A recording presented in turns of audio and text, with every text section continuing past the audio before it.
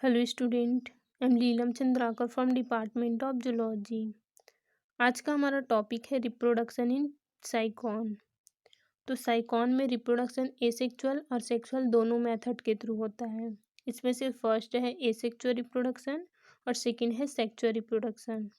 इसमें asexual reproduction बर्डिंग और regeneration के थ्रू होता है, जबकि जो सेक्सुअल रिप्रोडक्शन है वो गैमिट के फ्यूज होने से होता है। ठीक है, तो इसमें फर्स्ट हम देखते हैं एसेक्सुअल रिप्रोडक्शन को।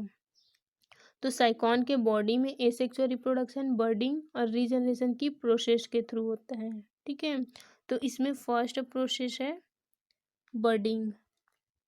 तो बर्डिंग हमेशा फेवरेबल कंडीशन में होता है। फेवरेबल कंडीशन मतलब जब परिस्थितियां हमारे अनुकूल होगी, फूड वाटर इन सब की जब अवेलेबिलिटी होगी, तभी ये फेवरेबल कंडीशन में बर्डिंग के थ्रू रिप्रोडक्शन करता है। ठीक है, इसमें क्या होता है, साइकॉन जो है वो जिस स्थान पर आधार से चिपका होता है वहीं पर नीचे की ओर एक छोटी सी आउटग्रोथ लाइक स्ट्रक्चर निकलती हैं। ठीक है, इन आउटग्रोथ लाइक स्ट्रक्चर को बर्ड कहा जाता है।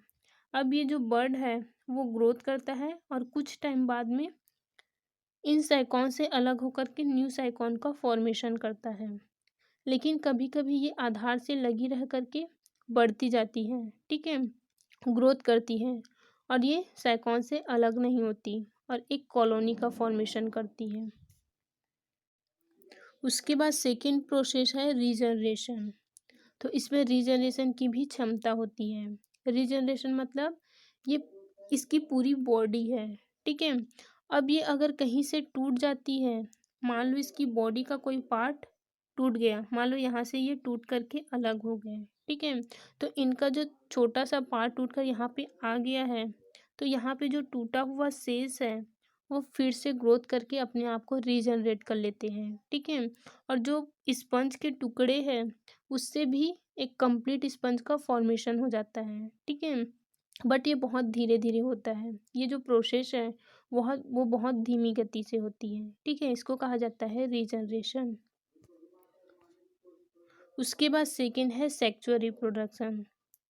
तो सेक्सुअल रिप्रोडक्शन मतलब कि जब मेल गैमीट स्पर्म और फीमेल गैमीट ओवम आपस में फ्यूज होते हैं तो इस प्रोसेस को सेक्सुअल रिप्रोडक्शन कहा जाता है। ठीक है, इसमें स्पर्म और ओवम आपस में फ्यूज होकर के जाइगोट का फॉर्मेशन करते हैं। फिर जाइगोट आगे डेवलपमेंट करके अलग अलग लार्वल स्टेज में चेंज हो जाता है। ठीक है, और ये लार्वल स्टेज आगे जा करके एक कंप्लीट स्पंज का फॉर्मेशन करता है। ठीक है, तो जो सेक्सुअल रिप्रोडक्शन है वो साइकॉन में साइकॉन जो है वो हर्माफ्रोडाइट होते हैं। ठीक है, हर्माफ्रोडाइट मतलब कि जब एक ही बॉडी में मेल और फीमेल दोनों रिप्रोडक्टिव ऑर्गन होते हैं तब उसको हर्माफ्रोडाइट कहा जाता है। ठीक है, तो मान लो ये एक स्पंज है। ठीक है, इसको हम नाम देते हैं ए और ये है सेकेंड स्पंज जो कि है बी। ठीक है, तो इस स्पंज में मतलब कि ये जो साइकॉन है उसकी बॉडी के अंदर, एक ही साइकॉन के बॉडी के अंदर मेल रिप्रोडक्टिव ऑर्गन और फीमेल रिप्रोडक्टिव ऑर्गन दोनों होते हैं। तो मेल रिप्रोडक्टिव ऑर्गन से स्पर्म का फॉर्मेशन होता है और फीमेल रिप्रोडक्टिव ऑर्गन से ओवम का फॉर्मेशन होता है। ठीक है, तो एक ही बॉडी के अंदर स्पर्म और ओवम दोनों बनते हैं।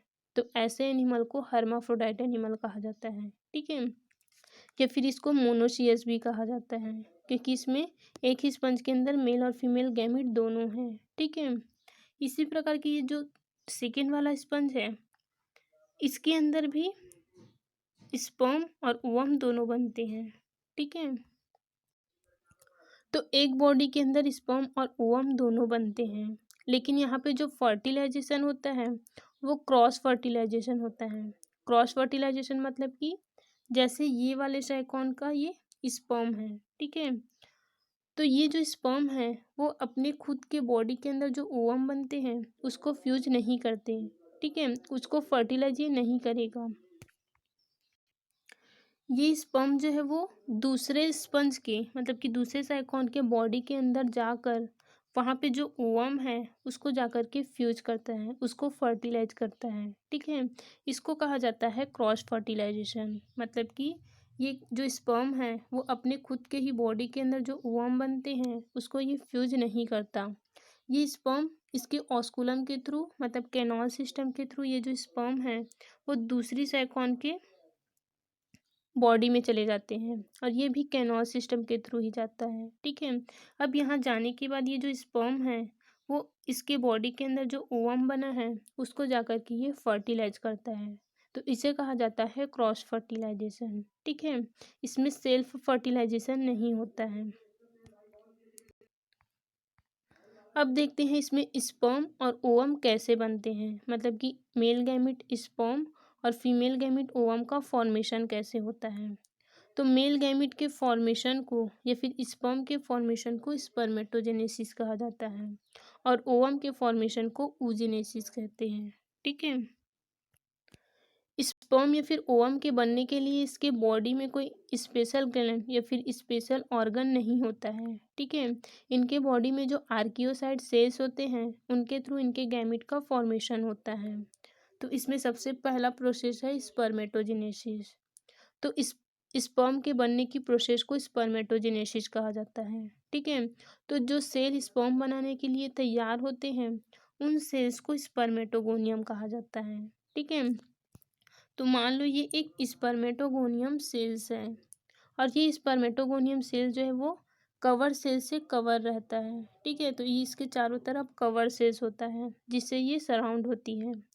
अब इन स्पर्मेटोगोनियम में 2 से 3 बार डिवीजन होता है, तो ये 1 से 2, फिर 2 से 4, फिर 4 से 8 ये सेल्स का फॉर्मेशन करते हैं डिवाइड होके। ठीक है, और फाइनली ये स्पर्म स्पर्म सेल में कन्वर्ट हो जाती है, तो ये एक स्पर्म सेल है। ठीक है, स्पर्म में एक हेड वाला पार्ट होता है और एक होता है टेल। ठीक है, ये टेल की हेल्प से वाटर में मूवमेंट कर सकता है, एक जगह से दूसरे जगह में ये जाता है। ठीक है, और जो हेड है उसके ऊपर की ओर एक कैप लाइक स्ट्रक्चर होती है जिसको एक्रोजोम कहा जाता है। ये एक्रोजोम जो है वो ओवम की जो वॉल है उसको पेनिट्रेट करने में हेल्प करता है, भेदने में। ठीक है, तो इस प्रोसेस को कहा जाता है स्पर्मेटोजेनेसिस। ठीक है, स्पर्मेटोजेनेसिस की प्रोसेस के थ्रू स्पर्म का फॉर्मेशन होता है। उसके बाद है oogenesis। तो ओवम के बनने की प्रोसेस को oogenesis कहते हैं। तो oogenesis भी आर्कियोसाइट सेल्स में होता है। अब यहाँ पे जो ओवम बनाने के लिए तैयार जो सेल्स होती हैं उन सेल्स को oocyte कहा जाता है। ठीक है, oocyte जो है वो एक तरीके की अमीबॉइड सेल होती है जिसके अंदर में न्यूक्लियस होता है और ये जो अमीबॉइड सेल्स हैं ये न्यूट्रिशन गेन करती रहती है जिससे ये साइज में बड़ी हो जाती है। ठीक है, और बड़ा होने के बाद इसे हम कहते हैं ट्रोफोसाइट सेल्स। ठीक है, या फिर इसे नर्स सेल भी कहा जाता है। फिर यहाँ पे मियोसिस डिवीजन होता है और मियोसिस डिवीजन के कारण हैप्लॉइड एग का फॉर्मेशन होता है। ठीक है, तो इसे कहा जाता है oogenesis। oogenesis के थ्रू एक ओवम का फॉर्मेशन होता है और जो स्पर्म और ओवम बनते हैं वो हैप्लॉइड सेल्स होते हैं क्योंकि उसमें डिवीजन जो है वो मियोसिस होता है। ठीक है,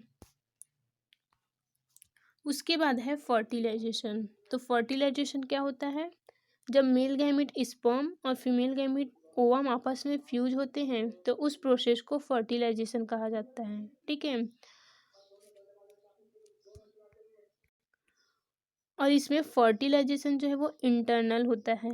इंटरनल फर्टिलाइजेशन मतलब कि जब फर्टिलाइजेशन बॉडी के अंदर हो तो उसे हम इंटरनल फर्टिलाइजेशन कहते हैं। ठीक है, लेकिन कुछ एनिमल ऐसे होते हैं जिसमें एक्सटर्नल फर्टिलाइजेशन भी पाया जाता है। एक्सटर्नल फर्टिलाइजेशन में क्या होता है, इसमें मेल गैमिट स्पर्म और फीमेल गैमिट ओवम को वाटर में रिमूव किया जाता है। ठीक है, अब जब ये वाटर में आते हैं तो ये स्पर्म और ओवम आपस में फ्यूज होकर के जाइगोट का फॉर्मेशन करते हैं। ठीक है, फिर जाइगोट से लार्वा बनता है और लार्वा से एक नए एनिमल का फॉर्मेशन होता है। तो साइकॉन में एक्सटर्नल फर्टिलाइजेशन नहीं पाया जाता। ठीक है, इसमें इंटरनल फर्टिलाइजेशन होता है, इसमें बॉडी के अंदर फर्टिलाइजेशन होता है। इस प्रोसेस को हम इंटरनल फर्टिलाइजेशन कहते हैं। ठीक है, और क्रॉस फर्टिलाइजेशन होता है, मतलब कि एक ही स्पंज की बॉडी के अंदर मेल और फीमेल गैमेट दोनों बनते हैं। ये है ओवम और ये है स्पर्म और ये है दूसरा दूसरा साइकॉन। ठीक है, तो इसमें भी स्पर्म और ओवम दोनों बनते हैं, लेकिन ये दोनों आपस में एक दूसरे को फर्टिलाइज नहीं करते हैं। ठीक है, तो मान लो ये वाले साइकॉन का जो स्पर्म है वो कैनॉल सिस्टम के थ्रू दूसरे साइकॉन के बॉडी में एंटर करता है, और ये भी कैनॉल सिस्टम के थ्रू ही एंटर करता है। ठीक है, और एंटर होने के बाद दूसरे साइकॉन के ओवम को ये फर्टिलाइज करता है। ठीक है, तो इसको हम कहते हैं क्रॉस फर्टिलाइजेशन। इसी के कारण इनकी बॉडी में वेरिएशन आता है, विभिन्नताएं आती है। ठीक है, तो कैनॉल सिस्टम के थ्रू जो स्पर्म है वो बाहर वाटर में निकल जाते हैं। ठीक है, और ये अपनी टैल की हेल्प से ये मूवमेंट करते रहते हैं। उसके बाद ये जो स्पर्म है वो कैनॉल सिस्टम के थ्रू ही दूसरे स्पंज के बॉडी में चला जाता है, और वहाँ जाकर के दूसरे स्पंज के ओवम को फर्टिलाइज करते हैं। ठीक है, अब ये जो स्पर्म है वो दूसरे साइकॉन के ऑस्टिया के थ्रू रेडियल कैनॉल में जाते हैं। रेडियल कैनॉल में जाने के बाद ये नर्व सेल्स में एंटर करते हैं, तो ये है नर्व सेल।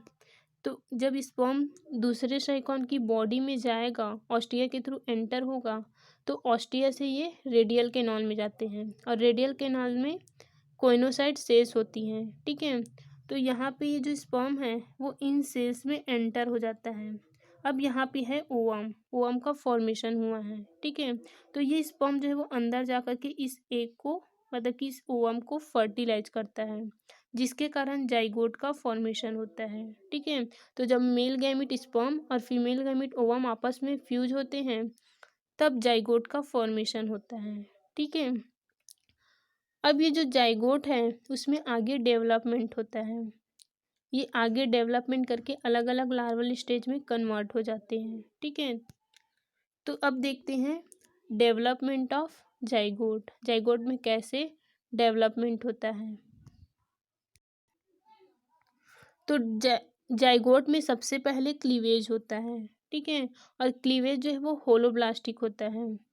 स्टार्टिंग के जो 3 सेल्स हैं, मतलब कि ये जो 3 डायग्राम दिख रहा है,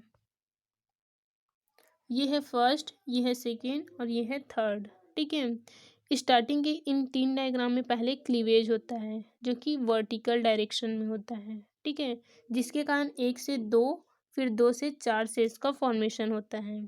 इन सेल्स को 4 सेल्ड स्टेज कहा जाता है। ठीक है, अब ये जो 4 सेल्ड स्टेज है इसमें इसमें आगे 4th और 5th डिवीजन होता है जो कि हॉरिजॉन्टल होता है। ठीक है, तो पहले जो 3 जो सेल थे उसमें होलोब्लास्टिक हुआ। ठीक है, होलोब्लास्टिक डिवीजन हुआ वर्टिकल डायरेक्शन में। ठीक है, उसके बाद जो चौथा और 5वां जाइगोट जो सेल्स है उसमें हॉरिजॉन्टल डिवीजन होता है, जिससे ये पहले 8, फिर 8 से 16 सेल्स में कन्वर्ट हो जाता है। इनको 16 सेल्ड स्टेज कहा जाता है। ठीक है, इसमें से ऊपर वाले जो छोटे सेल्स हैं उसको माइक्रोमियर्स कहा जाता है, और नीचे के जो बड़े 8 सेल्स हैं इसे मैक्रोमियर कहते हैं। ठीक है, इस प्रकार के एम्ब्रियो को मोरुला या फिर इस एम्ब्रियो को मोरुला स्टेज कहा जाता है। तो ये जो स्टेज है इसे हम बोलते हैं मोरुला स्टेज। ठीक है, अब इनके जो माइक्रोमियर्स है, मतलब कि जो छोटी वाली सेल्स है वो तेजी से ग्रोथ करती हैं और ये लंबे हो जाते हैं। ठीक है, तो इसकी जो माइक्रोमियर्स है वो तेजी से डिवीजन करने लगता है, और जो मैक्रोमियर है, जो बड़ी वाली सेल्स है, वो धीमी गति से ग्रोथ करते हैं। ठीक है, और ये स्फेरिकल शेप के दिखाई देती हैं। ठीक है, अब इन जो माइक्रोमियर्स हैं, एम्ब्रियो की इस स्टेज को बोला जाता है स्टोमोब्लास्टुला। ठीक है, तो ये है स्टोमोब्लास्टुला स्टेज। अब इसके बाद स्टोमोब्लास्टुला में इन्वर्शन होता है। ठीक है, जिससे फ्लैजेला का फॉर्मेशन होता है। तो इन स्टोमोब्लास्टुला में क्या होगा, इन्वर्शन होगा। इन्वर्शन मतलब कि ये उलट जाते हैं। ठीक है, घूम जाते हैं, जिसको बोला जाता है इन्वर्शन। इन्वर्सन के कारण इसमें फ्लैजेला का फॉर्मेशन होता है। ठीक है, सबसे पहले तो जो फ्लैजेला है वो अंदर होता है, और जब इन्वर्सन होता है तो ये बाहर आ जाता है। ठीक है, तो ये है फ्लैजेला। अब ये धीरे धीरे एम्फीब्लास्टुला लार्वा में कन्वर्ट हो जाता है। ठीक है, तो ये धीरे धीरे एम्फीब्लास्टुला लार्वा में कन्वर्ट हो जाएगा। ये डेवलपमेंट जो है वो इंटरनल होता है, मतलब कि साइकॉन के बॉडी के अंदर ही होता है। लेकिन जैसे ही एम्फीब्लास्टुला लार्वा बनता है, ये स्पंज के रेडियल कैनाल के थ्रू, ऑस्कुलम के थ्रू होते हुए बाहर निकल जाता है, ठीक है। और ये लार्वा जो है वो किसी आधार से जाकर के अटैच हो जाते हैं। तो ये जब वाटर में बाहर रिमूव किए जाते हैं, तो ये पहले वाटर में तैरते रहते हैं, उसके बाद ये किसी आधार पर जाकर के चिपक जाते हैं, अटैच हो जाते हैं। फिर इसमें गैस्ट्रुलेशन स्टार्ट हो जाता है, ठीक है। तो गैस्ट्रुलेशन के द्वारा इसकी जो सेंट्रल कैविटी है, मतलब कि इसकी जो बीच वाली कैविटी है, उसमें एक पोर बन जाता है, जिसको हम ब्लास्टोपोर कहते हैं, ठीक है। ये ब्लास्टोपोर जो है वो इन्हें किसी स्थान से चिपकाने में हेल्प करते हैं। अब ये पहुंच जाते हैं ओलियंथस स्टेज में, जो कि लास्ट स्टेज होती है। तो इस स्टेज में क्या होता है, इस स्टेज में डेवलपमेंट स्टार्ट रहता है। इसके अंदर जो अलग अलग सेल्स होती हैं वो ऑस्कुलम का फॉर्मेशन करती हैं, ठीक है। तो यहाँ पे ऑस्कुलम का फॉर्मेशन स्टार्ट हो जाता है, ठीक है। इसके बाद इसकी एक्टोडर्म, एंडोडर्म और मेसेंकाइम का फॉर्मेशन स्टार्ट हो जाता है। तब जाके एक कंप्लीट स्पंज का फॉर्मेशन होता है, ठीक है। अब ये जो यंग स्पंज है, जो नए स्पंज बने हैं, वो आगे बर्डिंग के थ्रू अपनी कॉलोनी को बनाता है, ठीक है, और आगे ये रिप्रोडक्शन करता है।